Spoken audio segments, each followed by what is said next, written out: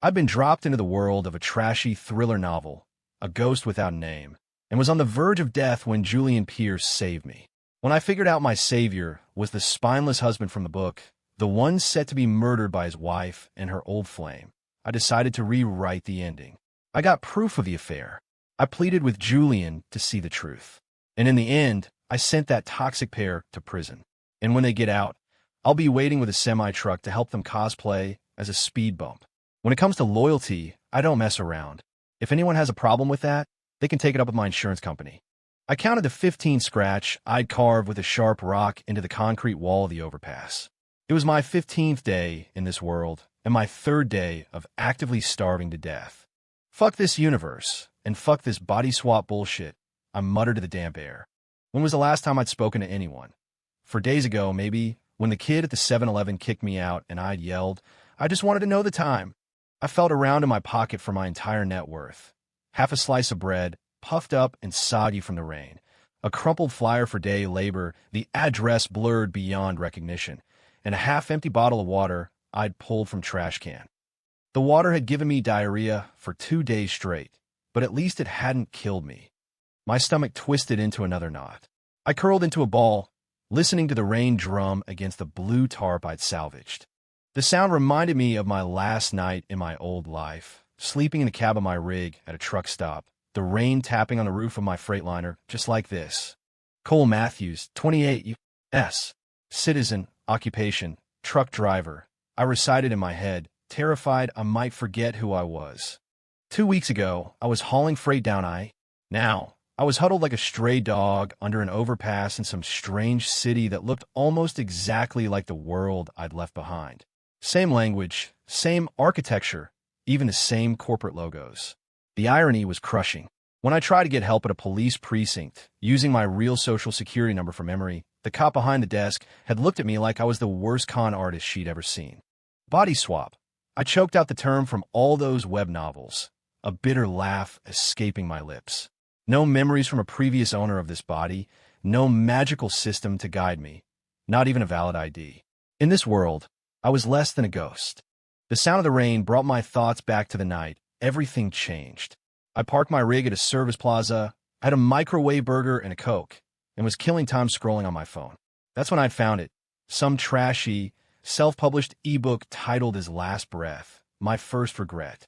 I remember scoffing as I read. This main character is such a doormat, I'd muttered. His wife is literally trying to kill him, and he's still making excuses for her.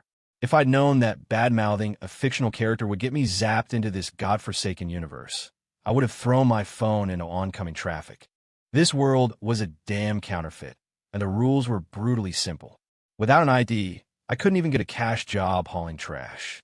Can you believe that? My stomach groaned again in protest. I broke off a piece of bread the size of my thumbnail and let it dissolve on my tongue. It was my second bite of the day. Yesterday, I'd had 3. The day before, 5. My stomach had shrunk to the point where I didn't feel hunger anymore, just a hollow, system-wide failure as every cell in my body screamed for fuel. Footsteps echoed from a distance. I instinctively shrank back into the shadows. The memory of getting my jacket stolen by a couple of other homeless guys 3 days ago was still fresh.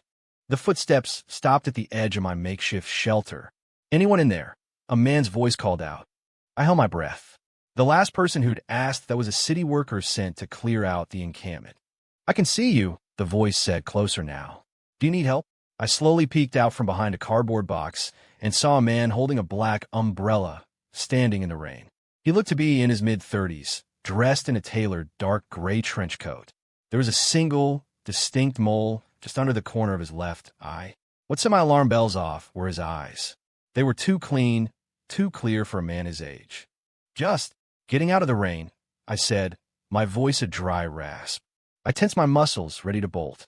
The man crouched down, angling the umbrella toward me. "You don't look so good. There's a diner nearby. How about I buy you a hot meal?" I studied him for 3 long seconds. Years of reading people on the road told me one thing. This guy was the real deal. A bona fide nice person. Hunger finally won out over caution. I staggered to my feet, and the world immediately went black. The man shot out a hand and steadied me, his palm warm and dry. "Damn it, It was the kind of reassuring warmth you'd expect from a father.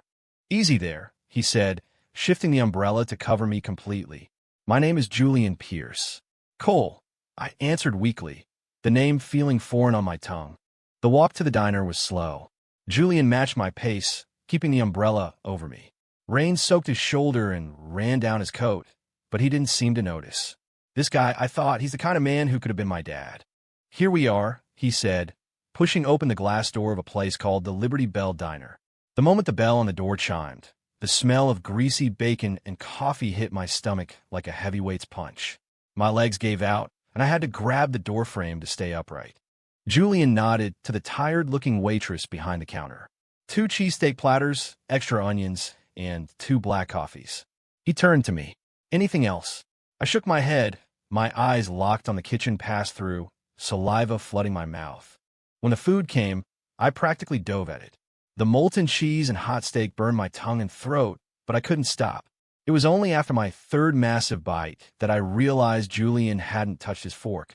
He was just watching me, his expression unreadable. "Take your time," he said. There was no pity in his voice, none of the superiority you'd expect from someone performing a good deed, just a quiet understanding. I forced myself to slow down. The steam rising from the plate blurred my vision, and then, without warning, I started to cry. Not quiet sobs, but the silent, shoulder-shaking breakdown of a grown man who had held it together for too long. Julian passed me a stack of napkins and didn't ask a single question. By the time I pulled myself together, my food was lukewarm. Julian waved the waitress over and ordered me another one. "So," he finally said, his voice gentle, "how did you end up like this?" I shook my head. "Honestly, I don't even know how it happened. I don't even have an ID right now. Family, not in this world," I said with a humorless smile. Julian looked at me, a thoughtful expression on his face. "Do you have a place to stay?" "Do I look like I have a place to stay?" I gestured at my mud-caked jeans. He nodded, then reached into his coat and pulled out a wallet. He slid 5 crisp $100 bills across the table. "Get a motel room for the night. Meet me here tomorrow, 10 in the morning. I'll help you get an ID." I stared at the money, a lump forming in my throat. "Why are you helping me?"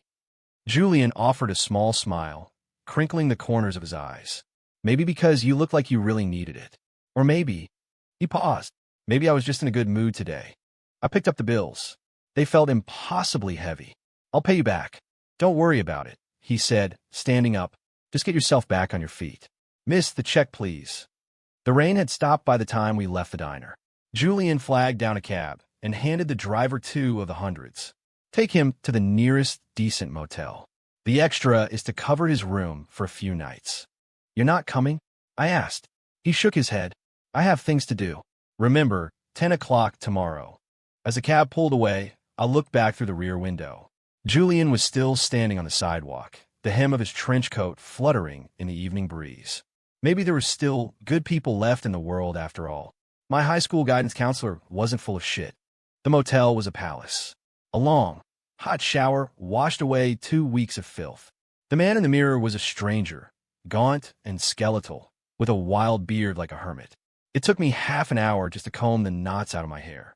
Lying on the clean sheets, I stared at the ceiling, replaying the day's events. Julian Pierce. The name was so familiar. Holy shit, he was the male lead from that trashy thriller. The nice guy pushover who gets murdered. I slapped myself hard across the face. Damn it, I was such an asshole back then. How could I have called him a doormat? Thinking back on the plot, even if it was a total soap opera, Julian was a genuinely good person through and through. Maybe a little too trusting, but that wasn't his fault. It wasn't him who was wrong. It was this messed up, counterfeit world. It was his psycho wife and her scumbag old flame.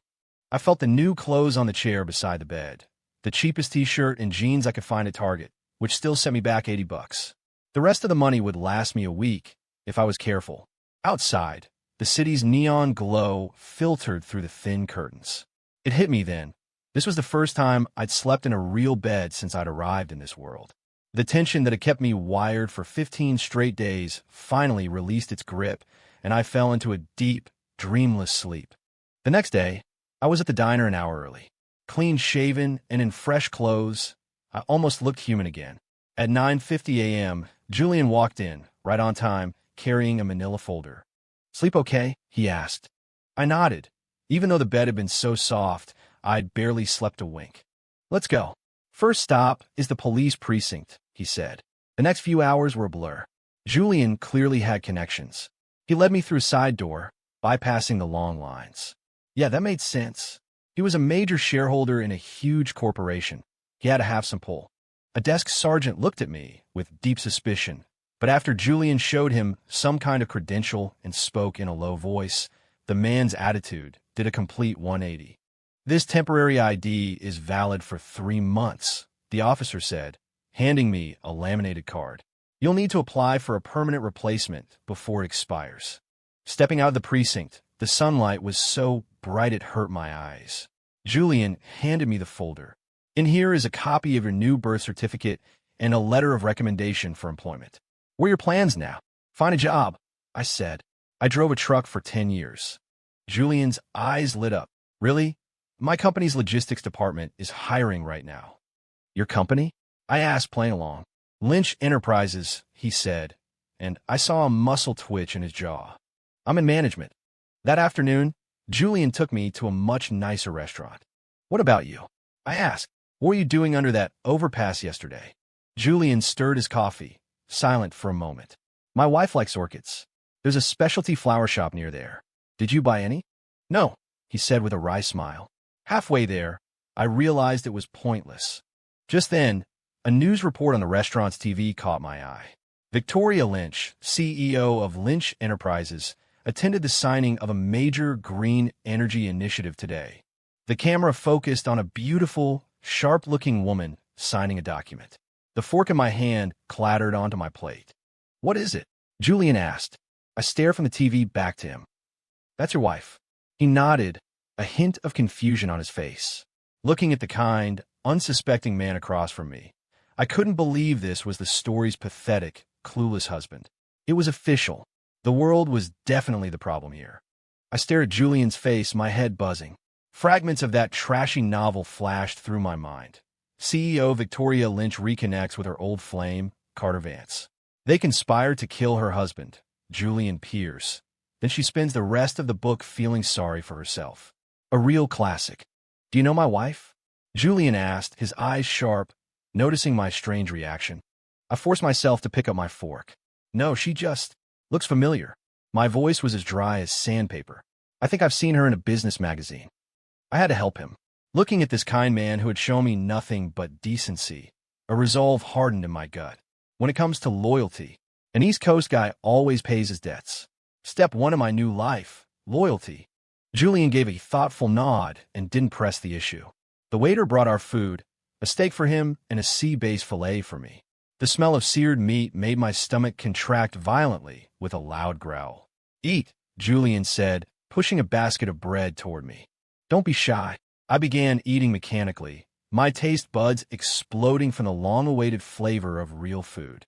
But my mind was a million miles away, stuck on the plot of that book. If I remember correctly, Julian was scheduled to die in an accidental car crash 2 years from now. A crash orchestrated by his wife and her lover. "Cole!" Julian's voice snapped me back to the present. "Are you okay?" I looked up at him. The sunlight streaming through the window seemed to cast a golden halo around his head. My God, was this the patron saint of decent guys? From now on, I'm your guardian angel. "You got it." "Mr. Pierce," I said, putting down my fork. "Can I ask you a question?" "Go ahead. If someone was trying to hurt you, what would you do?" Julian's fork paused midair, his brow furrowed. "That's a strange question." "Just humor me," I said, forcing a smile. A homeless guy's curiosity. He thought for a moment, his gaze distant. "It would depend. In business, I'd fight back. In my personal life," he shook his head, "I'd probably just walk away." A classic Julian Pierce answer. In the book, that's exactly why he died. He was too decent, too willing to walk away, to see the evil right in front of him.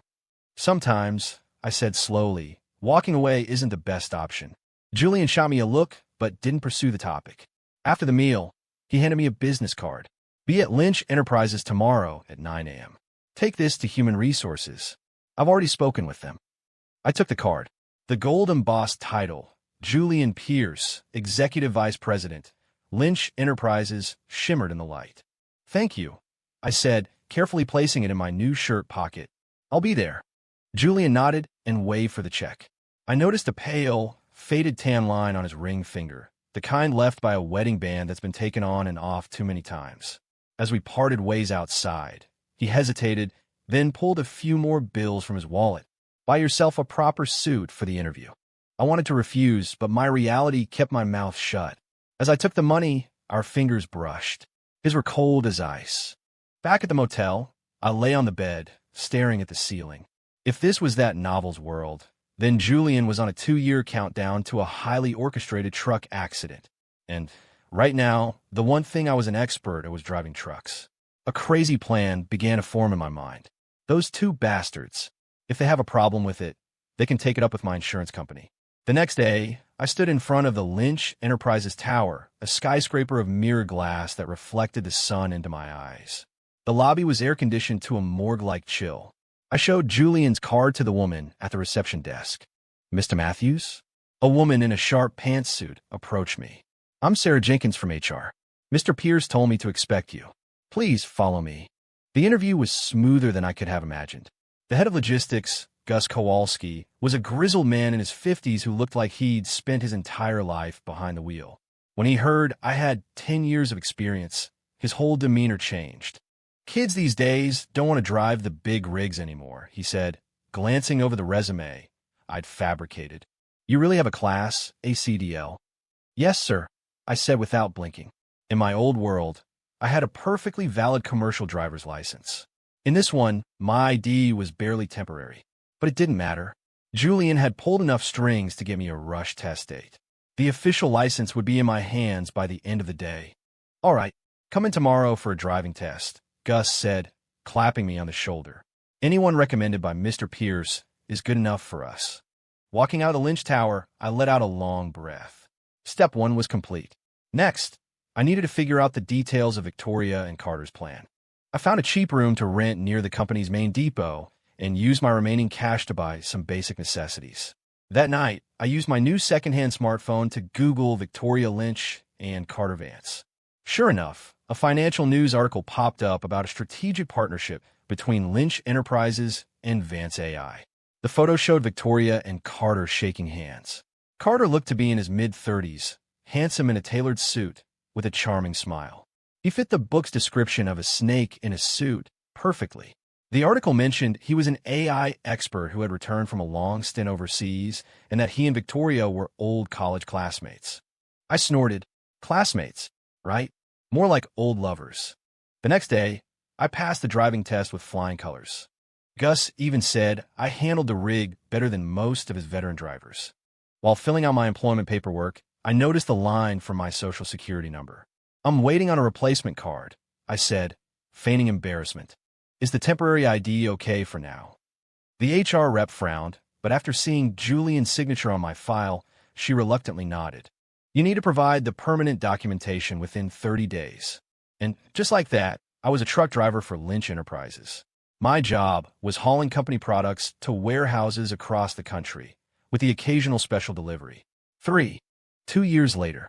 Over those 2 years, I'd become good friend with Julian. One afternoon, I saw him in the executive parking garage. He was standing by a black sedan, arguing with a woman. Her back was to me, but I recognized Victoria Lynch's sharp, professional haircut and ramrod-straight posture instantly. Pretending to check the tires on my rig, I edged closer. "Do you have to be at every meeting for Carter's project?" Julian's voice was tight, with restrained anger. "It's a strategic partnership, Julian." Victoria's voice was cool, almost cruel. "Don't bring your personal feelings into the workplace." "My feelings?" Julian let out a bitter laugh. "You haven't been home in 3 weeks.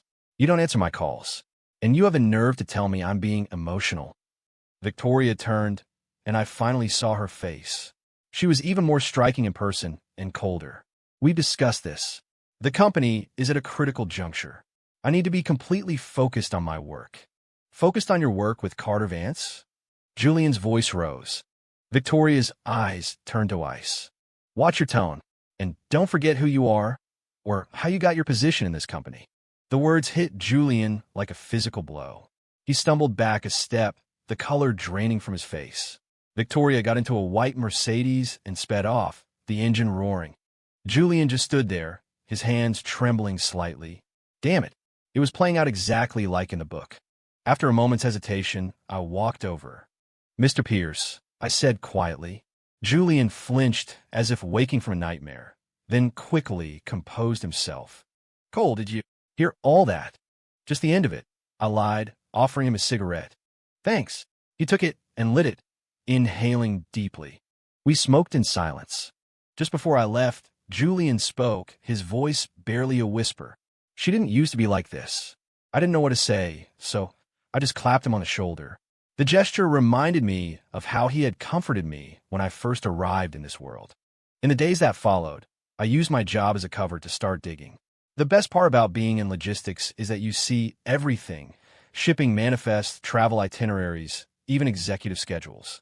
I quickly discovered that Victoria Lynch went to the Oaks at Haverford, an exclusive gated community, every Wednesday afternoon. A little more digging confirmed that Carter Vance owned a villa there. One Wednesday, I called in, claiming my truck needed maintenance, and staked out the community. At 3:15 p.m., Victoria's white Mercedes pulled up to the gates. I followed at a distance on a beat-up motorcycle I'd bought for cash, watching her drive into the garage of Villa 18. I circled around to the back of the property, used a large oak tree for cover, and scaled the retaining wall. Through the second-floor glass doors, I saw them. Victoria and Carter, wrapped in a passionate kiss. I quickly snapped several pictures with my phone. As I was about to leave, I heard their voices drift through an open window. "Is everything arranged for Julian?" Victoria asked. "Relax," Carter said. I could hear the flick of a lighter. "Next month, when he drives out to inspect that worksite in Pittsburgh, a truck with faulty brakes will be waiting for him." "Are you sure it will look like an accident?" "I hired a professional.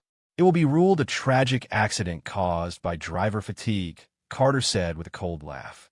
"And then, the grieving widow can take full control of his shares." My blood ran cold. This was it.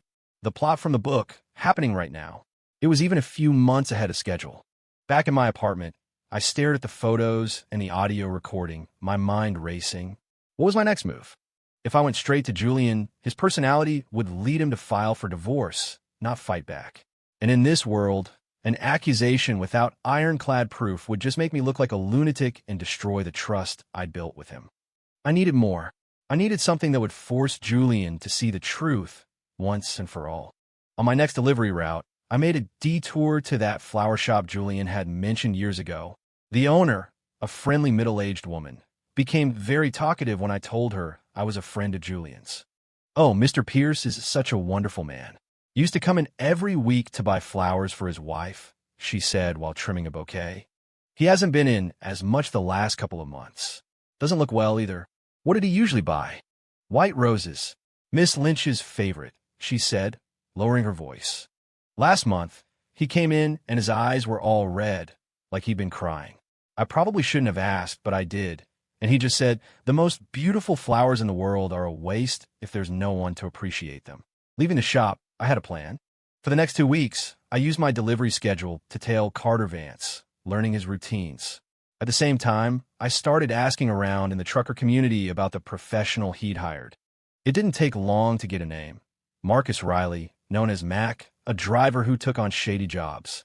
In the book, Julian's death was brushed aside as an accident, and the police never looked too closely. But this time was different. This time the story had me. One rainy night, I knocked on the door of Julian's penthouse apartment.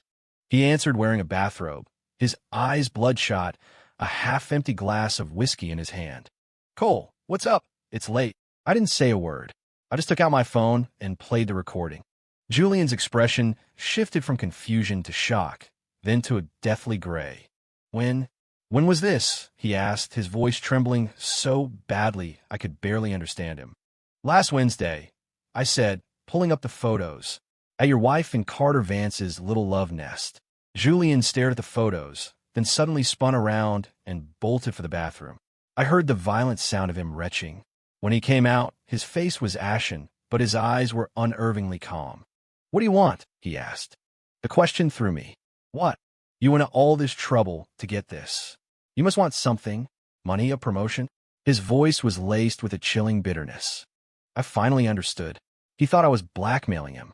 I don't want a damn thing, I said, looking him straight in the eye. I just want to save your life. Julian froze. You know why?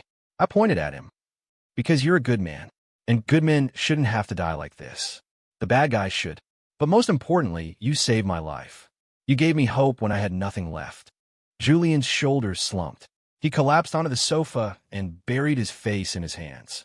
I'm such a joke, he mumbled through his fingers. The whole company probably knows. I'm the only one who was kept in the dark. Well, now you know, I said, sitting across from him. What are you going to do about it? He looked up, the weakness in his eyes slowly being replaced by a cold, hard resolve. I'm going to make them pay. That's what I wanted to hear. I leaned in closer, my voice low. I have a plan. 4. In Julian's apartment, the city lights below looked like a fallen constellation. The whiskey swirled in his glass, catching the light like liquid amber. Tell me your plan, he said. His voice was steadier now, but his knuckles were white from gripping the glass. I pulled out my phone and showed him a photo. Recognize this guy? The picture was of a man in his 40s, wearing a greasy work uniform and smoking a cigarette at a gas station. Julian squinted at the screen for a moment, then shook his head. His name is Marcus Riley. Mac, I said, zooming in on the man's face. Carter Vance paid him $100,000 to arrange your accident. Julian's pupils constricted. How did you find him? The trucking world is a small one, if you know who to ask. And for the past 2 years, I've gotten to know a lot of people, I said, putting my phone away. He specializes in this kind of work. He's got at least 2 other bodies on his record, both written off as traffic accidents. Julian stood and walked to the window, his back to me. His reflection in the glass looked fragile. So they're serious. They really want to kill me. On the 15th of next month, on your way to inspect the new site in Pittsburgh, I said, stating the date from the book. They've arranged for a gravel truck to suffer brake failure. Julian's shoulders trembled. He spun around, a flash of fury in his eyes. Let's call the cops. The recording, the photos, it's enough to open an investigation. No, it's not. I countered. With Carter's connections, evidence like this will get spun as a messy divorce investigation. Best case scenario, he gets a slap on the wrist. I paused. And do you really want the whole world to know you were not only cheated on, but that they try to have you killed? The question hit him right where it hurt. His face flushed with anger, then paled. Then what do you suggest? He asked, his voice a low growl. I moved closer. We need something better. Something undeniable. A recording of them admitting to the murder plot. I looked him dead in the eye. And then, we beat them at their own game. Julian's breathing grew heavy. You mean? Stage another accident? No, I shook my head.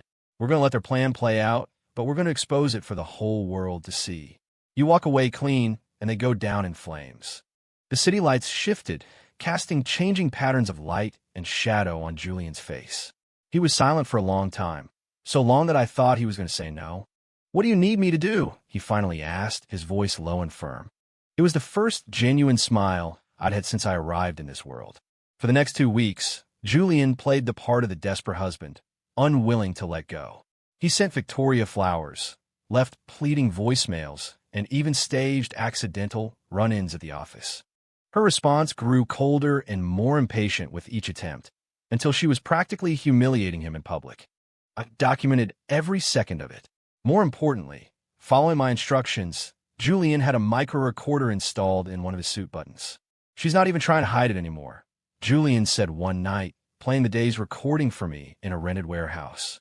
Victoria's icy voice filled the space. Julian, for God's sake, have some dignity. Our marriage has been over for years. It's almost time, I said, pulling up another file. Carter met with Mac yesterday at the Blue Note Cafe. My contact got photos of the cash handoff. Julian stared at the image of the thick envelope. His expression turned to stone. I always thought he just wanted control of the company. I never believed he would actually try to kill me. The 15th is next week, I said, checking my own surveillance gear. I'm going to go have a business meeting with Mac tomorrow. Julian looked up sharply. That's too dangerous. What if he recognizes you? He won't, I said with a confident smile. I'm a professional truck driver, remember? It's perfectly normal for a guy like me to be looking for a little off-the-books work. I clapped him on the shoulder.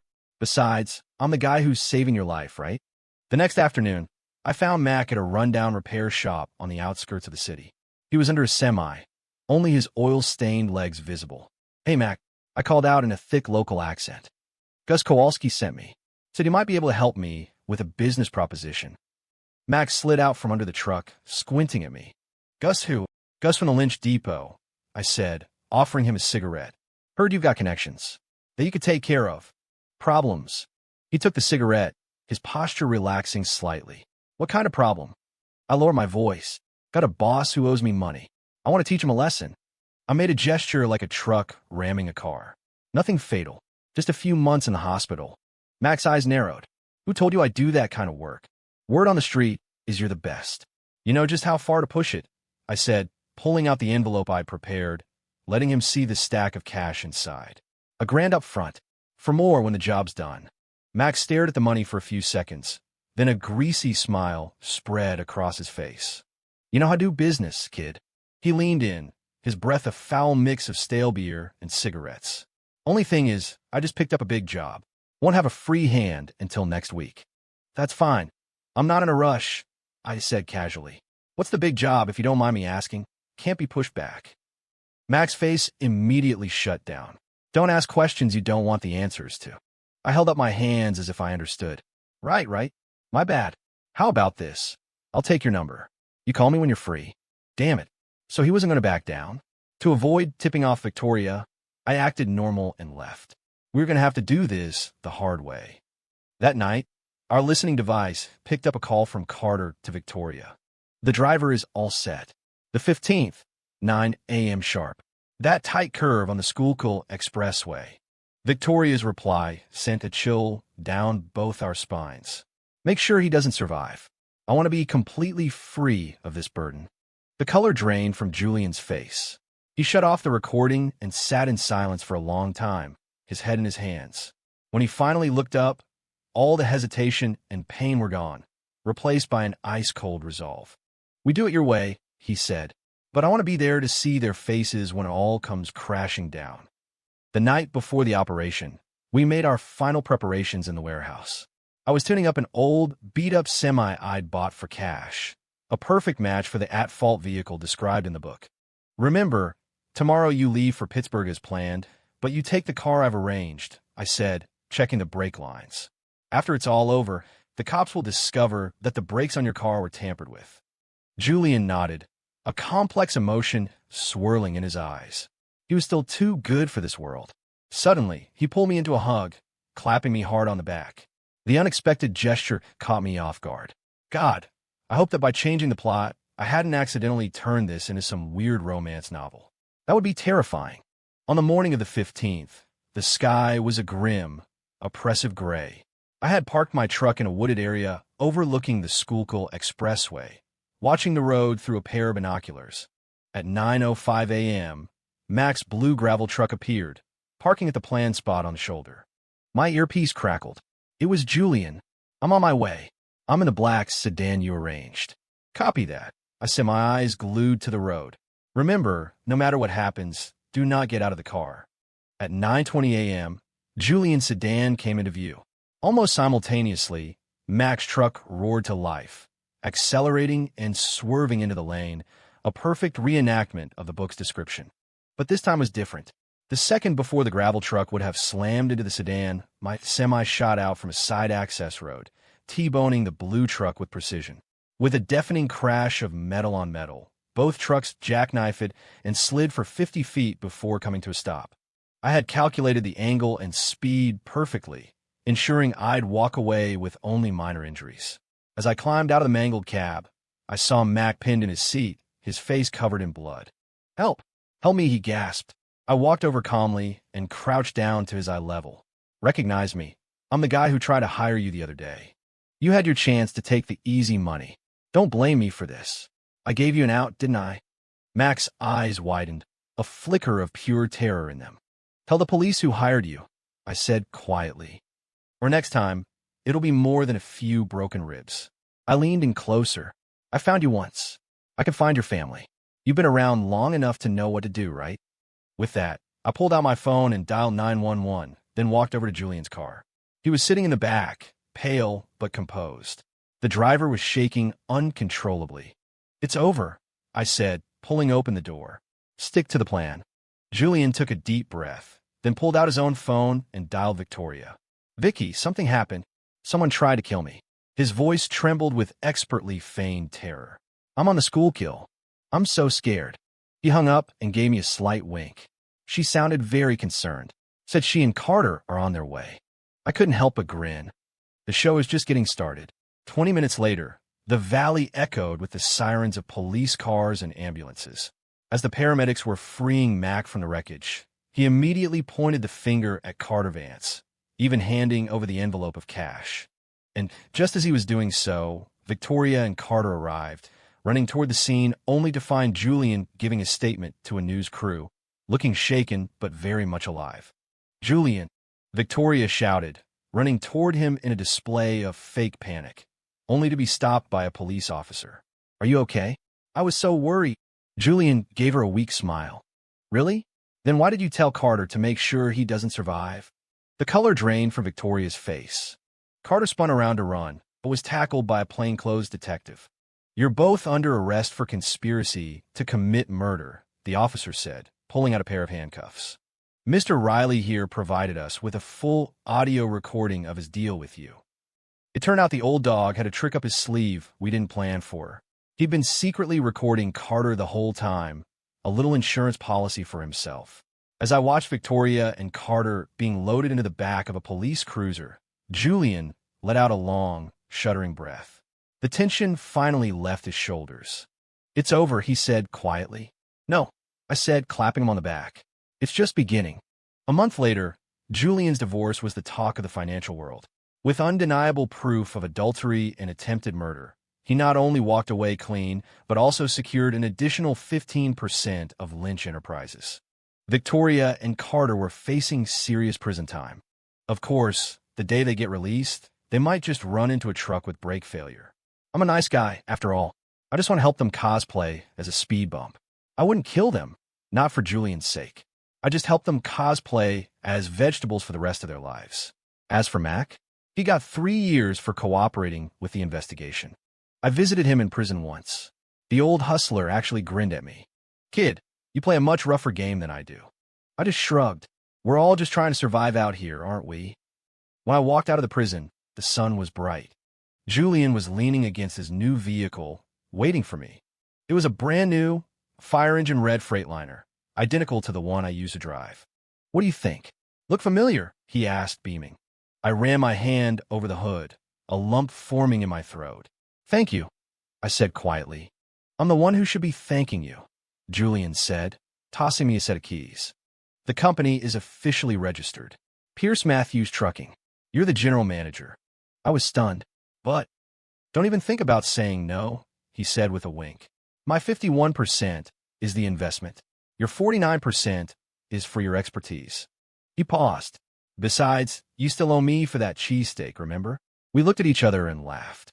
In this counterfeit world, I had found something real, and as I fired up the engine, the familiar diesel roar vibrating through the cab, I knew a new journey was just beginning.